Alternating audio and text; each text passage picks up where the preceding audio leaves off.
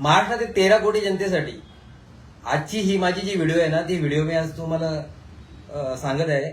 या व्हिडिओमध्ये तुम्हाला सगळ्यात महत्वाची माहिती देणार आहे की महाराष्ट्रातले जे पोलीस आहेत ते पोलीस आपल्यावर अन्याय का करू शकलेत आणि ते का एवढे बेबाम झालेत की ते बिंदास आपल्याला मारहाण करतात, बिंदास आपल्यावर खोट्या तक्रारी करतात, बिंदास आपल्याला खोट्या गुन्ह्यामध्ये अडकवतात आणि राजरोसपणे बिंदास वागतात. तर ही सगळी माहिती तुम्हाला मी आज देणार आहे. तर नमस्कार, मी राहुल काटोळे आणि राहुल काटोळे फेसबुक लाईव्ह मध्ये आपल्या सगळ्यांचं स्वागत आहे.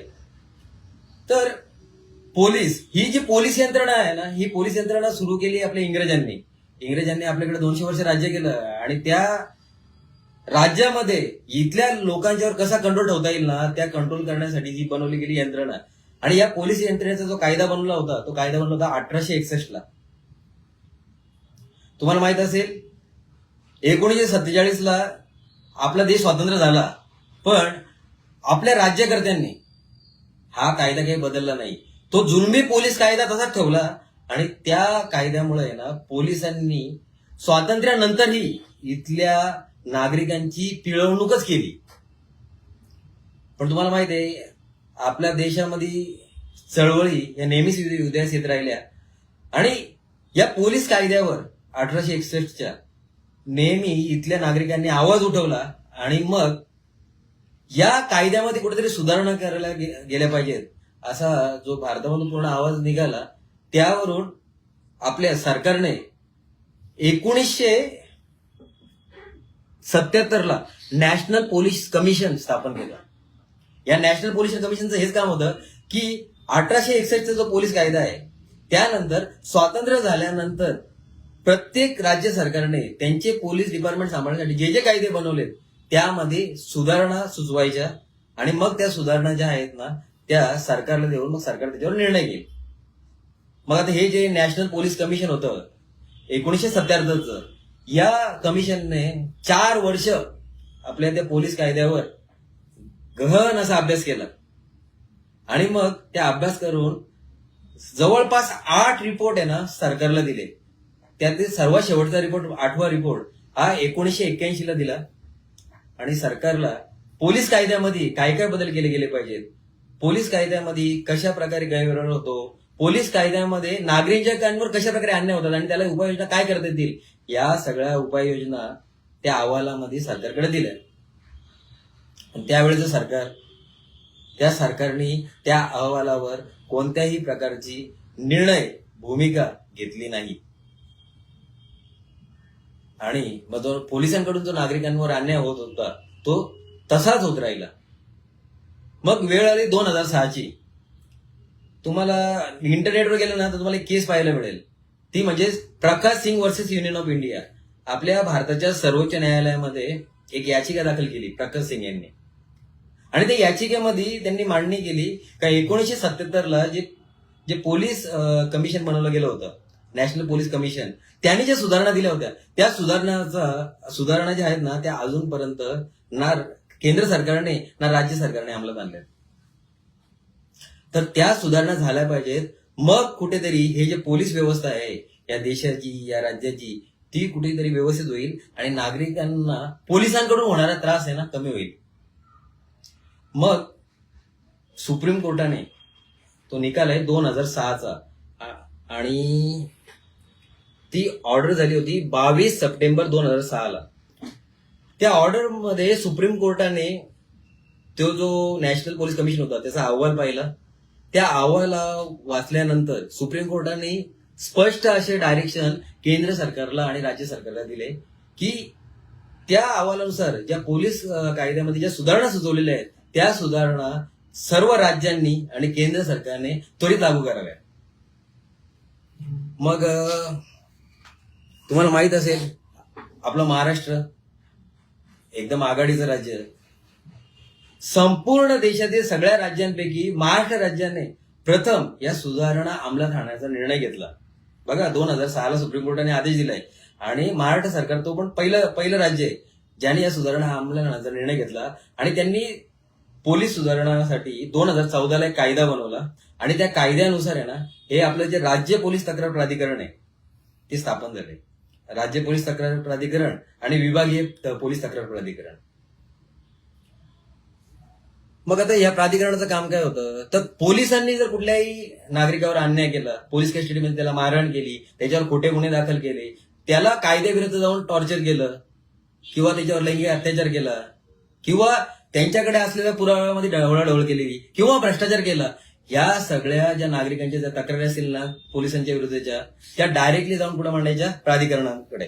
आणि मग प्राधिकरण काय करेल, प्राधिकरण त्या तक्रारींची चौकशी करेल आणि चौकशी केल्यानंतर आहे ना राज्य सरकारला तो अहवाल पाठवेल तर त्यांच्या चौकशीमध्ये काय निष्पन्न झालेलं आहे आणि राज्य सरकार त्या अहवालावर काय करेल, निर्णय घेईल. पण प्रकाश सिंग वर्सेस युनियन ऑफ इंडियाच्या केसमध्ये ना तो जो अहवाल होता ना तो काय सांगितलं होता तर तो राज्य सरकारवर बंधनकारक असला पाहिजे. पण ज्यावेळी महाराष्ट्र गव्हर्नमेंटने हा कायदा बनवला त्यावेळेला तो अहवाल राज्य सरकारवर बंधनकारक ठेवला नाही. म्हणजे प्राधिकरण चौकशी करेल, तो अहवाल राज्य सरकारला देईल, मग राज्य सरकार ठरवेल का तो अहवाल जो आहे तो अंमलात आणायचा की नाही आणायचा. ही केली पहिली चूक आपल्या राज्य सरकारने. म्हणजे पोलीस प्राधिकरण एवढं सगळं उभं केलं आणि त्याच्या निर्णयाची वर होणारी कारवाई करायची की नाही परत ते आम्ही ठरवणार. त्यानंतर 2016 मध्ये महाराष्ट्र सरकारने पुन्हा एक कायदा बनवला. त्या कायद्याचं नाव आहे, हे प्राधिकरणाविषयीचा कायदा आहे, त्या कायद्याचं नाव आहे महाराष्ट्र राज्य पोलीस तक्रार प्राधिकरण सेवेच्या शर्ती नियम 2016. आता या कायद्यामध्ये त्यांनी काय काय सांगितलं का हे जे प्राधिकरण आहे ते चालवणारे कोण कोण असतील, मग त्याच्यामध्ये अध्यक्ष, त्याच्यानंतर सदस्य, हे सगळे सांगितले. त्यामध्ये या अध्यक्षाला किती पगार असेल, त्यानंतर या सदस्याला किती पगार असेल, तो पगार त्याच्यामध्ये त्या कायद्यामध्ये दिला. त्या अध्यक्षाला पगार काहीतरी महिन्याला 1,92,000 आणि सदस्य असतील त्याला काहीतरी 1,35,000 असे त्यांना पगार आहे. आणि त्याच्यामध्ये ना या कायद्यामध्ये एक शेवटचं 10 नंबरचा नियम टाकला. त्या 10 नंबरचा नियम तुम्हाला वाचून दाखवतो मी का प्राधिकरण सरकारच्या प्राथमिक परवानगीने प्राधिकरण चालवण्यासाठी नियम आणि विनियमन म्हणजे रूल्स अँड रेग्युलेशन बनवू शकतात. म्हणजे बघा अजूनपर्यंत त्या कायद्यामध्ये स्पष्टता आली नव्हती, पण एक तो छोटी लाईन टाकून दिली रूल 10 म्हणून का प्राधिकरण चालवायचं आहे तर त्याचे रूल्स अँड रेग्युलेशन बनवण्याचा अधिकार कोणाला ठेवला त्यांनी, प्राधिकरणाला स्वतःला. मग प्राधिकरणाने काय केलं, त्या रूल 10चा वापर केला आणि 2017ला एक कायदा बनवला. बघा आता त्यांचा रूल 10चा वापर करून आता ह्या प्राधिकरणाने स्वतःने बनवलेला कायदा आहे, पण काय राज्य सरकारची प्राथमिक परवानगी घेऊन. आणि त्या कायद्याचं नाव आहे महाराष्ट्र राज्य पोलीस तक्रार प्राधिकरण प्रशासन व कार्यपद्धती विनियम 2017. हा कायदा बनवला. आणि मग या कायद्यामध्ये आहे ना आपल्याकडे ज्या केसेस येतील म्हणजे प्राधिकरणाकडे जे लोक केसेस करतील किंवा तक्रारी दाखल करतील त्या तक्रारी कशा प्रकारे दाखल केल्या पाहिजे, त्याची चौकशी कशी करायची, त्यावर निर्णय कसे द्यायचे, कोणत्या तक्रारी ऍक्सेप्ट करायच्या आणि कोणत्या तक्रारी रिजेक्ट करायच्या याचे नियम टाकले.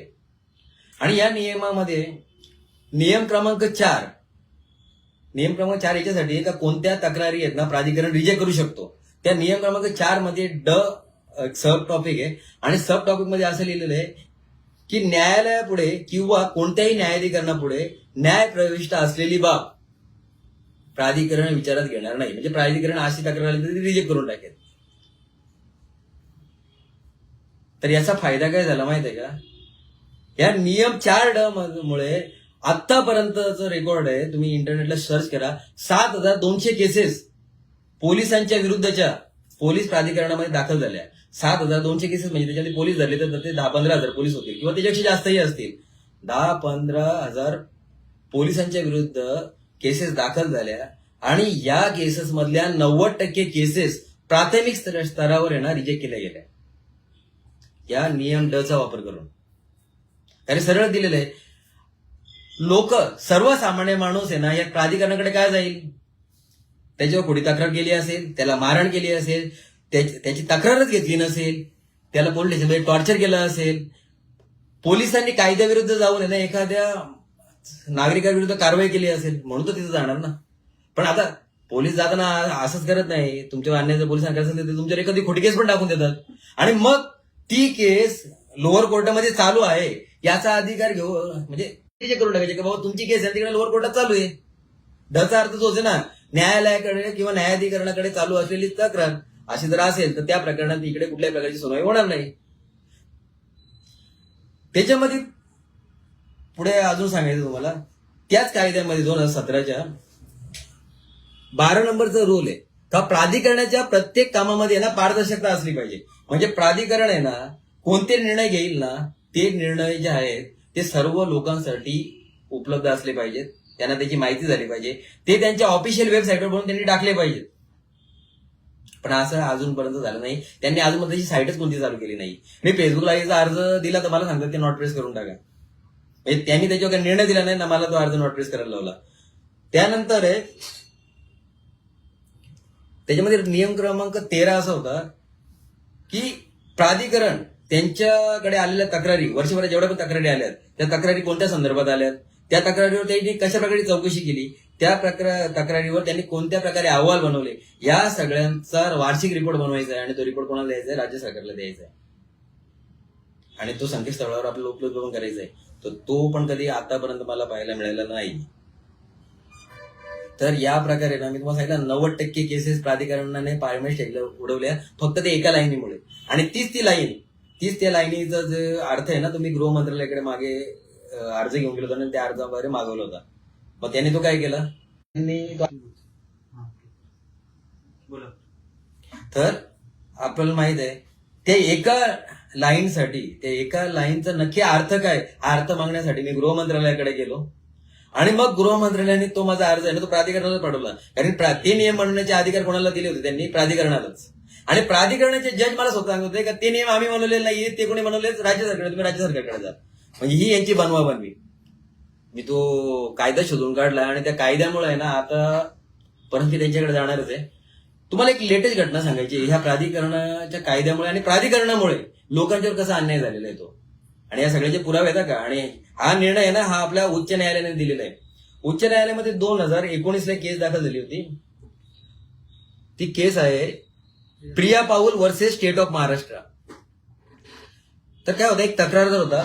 त्या तक्रारदाराने एका पोलिसाच्या विरुद्ध आहे ना तक्रार केली होती की त्या पोलिसांनी त्याच्यावर काय अन्याय अत्याचार जो काय केला असेल तो. तर प्राधिकरणाने ती तक्रार केली. त्या तक्रारावर प्रायव्हेट चौकशी केली, त्यांनी चौकशी केली आणि मग चौकशी अंती आहे ना ते पोलीस आहेत ना दोषी सिद्ध झाले. तर प्राधिकरणाचं काम काय आहे, अहवाल बनवायचं आणि तो कोणाला पाठवायचा आहे? राज्य सरकारला. मग राज्य सरकार काय निर्णय घेईल. इथे प्राधिकरणाने काय केलं, ते दोषी सिद्ध झाला म्हणून डायरेक्टली त्यांनी ऑर्डर काढली. ती ऑर्डर काढली आझादनगर पोलीस स्टेशन मुंबई याला का सदर आदेशान्वये समोरील पोलिसावर डायरेक्टली एफआयआर दाखल करा. आता मला एक सांगा, जे प्राधिकरणाचा अध्यक्ष कोण असतो? हायकोर्टाचा रिटायर्ड जज. त्या हायकोर्टाला रिटायर्ड जजला कायदा वाचता येत नाही का? त्याला कायदा वाचता येत नाही का? त्याला कायदा समजत नाही का? आणि त्यांनी हा आदेश दिलाच कसं काय? मग त्या पोलिसाचं बावलं. त्या पोलिसावर त्यावेळेला काय झालं, एफआयआर दाखल झाली आझादनगर पोलीस स्टेशनला. पण त्यांनी काय केलं, ती एफआयआर घेतली आणि तो क्वॉशिंगसाठी कुठे गेला? हायकोर्टामध्ये. त्यांनी हेच दाखवून दिलं की प्राधिकरणाला माझ्यावर एफआयआर दाखल करण्याचा डायरेक्टली आदेश देण्याचा अधिकारच नाहीये. त्यांनी सरळ सरळ अहवाल द्यायचा होता आणि तो अहवाल कोणाला दाखवायचा होता? राज्य सरकारला. राज्य सरकारने पाहिजे तो निर्णय घेतला असता. आणि त्यावेळी हायकोर्टामध्ये असलेले जज एक मोडक साहेब आणि एक डेरे मॅडम, या डेरे मॅडमनी विस्तृत असं आदेश दिला आणि त्या आदेशामध्ये स्पष्ट सांगितलं की प्राधिकरणाला अशा प्रकारचा एफआयआर दाखल करण्याचा आदेश नाहीये किंवा त्यांना ते दाखलच करू शकत नाही एफआयआर. त्यांना फक्त राज्य सरकारकडे मागणी करायची आणि त्या आधारावर हायकोर्टाने ती जी पोलिसावर एफआयआर झाली ती कॅन्सल केली. आता मला एक सांगा का या सगळ्यामध्ये जो तक्रारदार होता ज्याने त्या पोलिसावर तक्रार केली होती त्या तक्रारदाराचं काय झालं? त्याला न्याय भेटला का? म्हणजे या देशातल्या कायद्याबाबत अडाणी असलेल्या लोकांचा फायदा घेऊन आतापर्यंत सरकारने बनवलेल्या प्राधिकरणाने, का ज्या प्राधिकरणाने खरं तर पोलिसांना शिक्षा केली पाहिजे, यांनी इथल्या सर्वसामान्य लोकांच्या कायद्याच्या अडाणीपणाचा फायदा घेऊन येणार त्यांच्यावर सरळ सरळ अन्याय केलाय. म्हणजे बघा, कायद्यामध्ये बनवलेली एक लाईन संपूर्ण महाराष्ट्राच्या 13 कोटी जनतेचं कसा लॉस करू शकते. म्हणून ते हे पोलीस एवढे माजलेत ना. आता आपण मध्ये बघितलं होतं, एक सोशल मीडियाला एक व्हिडिओ व्हायरल झाली. काही डीवायएसपी नावाचा अधिकारी आहे एका आंदोलनाच्या पाठीमागे ना उडून लाथ मारत होता. एखादा पोलीस आपल्याला दिसतोय का जो उघड नागरिकांना शिव्या देतोय, पाहिजे त्या आरोग्य भाषेत बोलतोय, मारहाण करतोय. तर हे सगळं का करतात? ही सगळी त्यांच्यामध्ये हिंमत कुठून आली? तर ती हिंमत आली या सरकारांमुळे आणि या कायद्यामुळे. आतापर्यंत भारत स्वातंत्र्य झाल्यापासून आतापर्यंत जेवढे पण सरकार आले त्या सगळ्या सरकारांनी नागरिकांची बाजू न घेता पोलिसांची बाजू घेतली नेहमी. आणि त्या पोलिसांच्या बाजू घेतल्यामुळेच हे आता जे पोलीस जेवढे माजलेत ना, त्याचं मेन कारण हे सरकार आणि त्यांनी बनवलेले कायदे आणि त्यांनी बनवलेली ही सगळी सिस्टीम प्राधिकरणाची आहे. ती एक वेळ फक्त चेंज झाली ना, तर ज्या 7,200 केसेस मध्ये लोकांच्यावर अन्याय झालेला आहे त्या सगळ्या केसेस रिओपन होतील. आणि परत या महाराष्ट्रामध्ये ना कुठल्याही पोलिसाची हिंमत होणार नाही की जो कुठल्याही नागरिकाला ना असं नागरिकांसोबत असं गैरवर्तन करेल. आणि तुम्हाला ते सांगते उरलेल्या 10% केसेस तुम्हाला रिझल्ट सांगितला म्हणजे या प्राधिकरणाचा जो रिझल्ट आहे ना तो काही 0%. आणि तो 0% रिझल्ट एकमेव कारण ती एक लाईन. तर हे सगळं आपल्याला बदलायचं आहे. आणि उद्यापासून जो आपण अर्ज दिला होता त्याचा फॉलोअप घ्यायला आपण चालू करतोय. जर प्राधिकरणाकडून याचं उत्तर मला मिळालं नाही, त्या एका ओळीचा अर्थ मिळाला नाही, तर मग ती प्रकाश सिंगची केस, प्राधिकरणाचे कायदे, राज्य सरकारने बनवलेले कायदे हे सगळे घेऊन येतात आपल्याला एक तर आंदोलन करायला लागेल, एक तर न्यायालयाला लढावी लागेल. तर ते सगळ्याकडे आपण तयार आहेत. आणि तुम्ही पण मला या सगळ्या प्रकरणामध्ये साथ द्यायला लागेल. तर धन्यवाद. वंदे मातरम.